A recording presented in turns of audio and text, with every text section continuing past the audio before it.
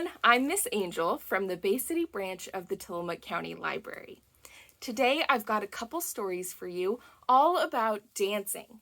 Dancing is one of my favorite things to do, and it makes me so happy. So let's read some stories about how dancing makes these characters happy. The first book we're going to read is called Glad Glad Bear, and it's written by Kimberly Gee.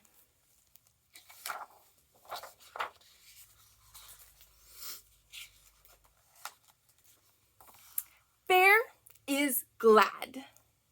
See that happy face? He has new leggings and new slippers. And a new tutu. Today is dance day, and that makes him very glad. Whee! Looks like they're on their way to dance class. Then Bear is not so sure. What do we see here in this picture? We see some dancers in dance class and a dance teacher. And then over here, some friends in the waiting room waiting for the next class. He feels a little shy.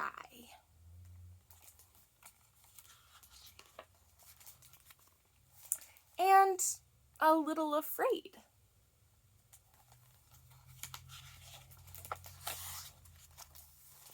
And a little different.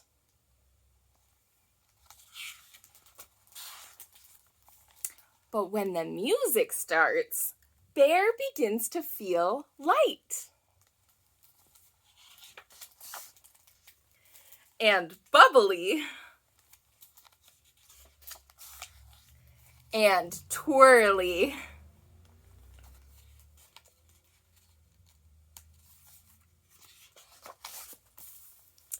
Then Bear is dancing. When the music stops, Bear takes off his slippers and his tutu. The teacher says, "Thank you for coming." And Bear is very glad he did. The end. It looks like dancing made Bear so happy, even though he was a little nervous at first. If you're happy and you know it, clap your hands. If you're happy and you know it, clap your hands. If you're happy and you know it, and you really want to show it, if you're happy and you know it, clap your hands.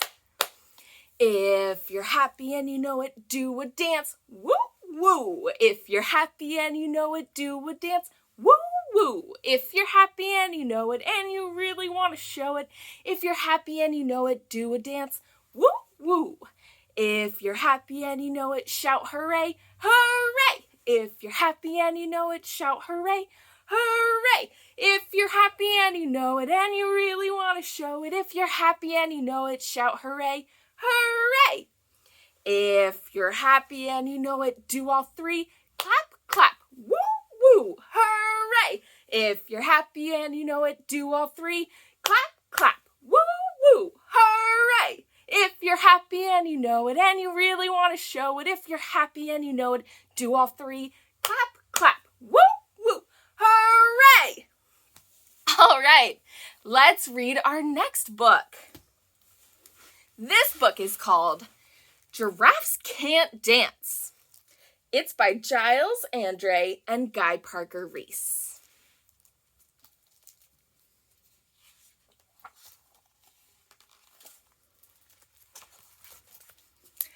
Gerald was a tall giraffe whose neck was long and slim, but his knees were awfully crooked and his legs were rather thin. He was very good at standing still and munching shoots off trees, but when he tried to run around, he buckled at the knees. Now, every year in Africa, they hold the jungle dance, where every single animal turns up to skip and prance. And this year, when the day arrived, poor Gerald felt so sad, because when it came to dancing, he was really very bad. The warthogs started waltzing, and the rhinos rock and rolled. The lions danced a tango that was elegant and bold. The chimps all did a cha-cha with a very Latin feel, and 8 baboons then teamed up for a splendid Scottish reel. Gerald swallowed bravely as he walked toward the floor, but the lions saw him coming, and they soon began to roar. "Hey, look at clumsy Gerald," the animals all sneered. "Giraffes can't dance, you silly fool. Oh, Gerald, you're so weird." That's not very nice. Gerald simply froze up. He was rooted to the spot. "They're right," he thought. "I'm useless. Oh, I feel like such a clot." So he crept off from the dance floor, and he started walking home. He'd never felt so sad before, so sad and so alone. Then he found a little clearing, and he looked up at the sky. "The moon can be so beautiful," he whispered with a sigh. "Excuse me," coughed a cricket who'd seen Gerald earlier on, "but sometimes when you're different, you just need a different song." Listen to the swaying grass and listen to the trees. To me, the sweetest music is those branches in the breeze. So imagine that the lovely moon is playing just for you. Everything makes music if you really want it to. With that, the cricket smiled and picked up his violin. Then Gerald felt his body do the most amazing thing. His hooves had started shuffling, making circles on the ground. His neck was gently swaying, and his tail was swishing round.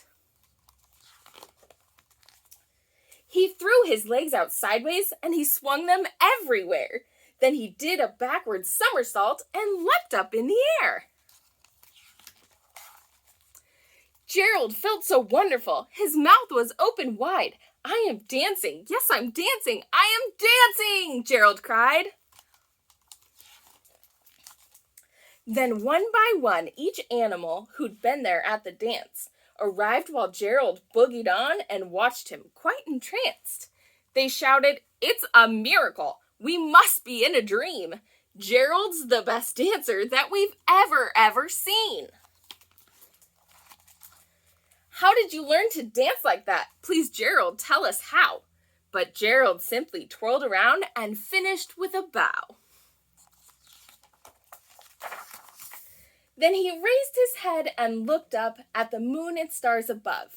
"We all can dance," he said, "when we find music that we love." The end. Oh, that's so true. Everyone can dance when you find music that you love. That's all the stories I have for you today. Keep reading and keep dancing, everyone. Bye.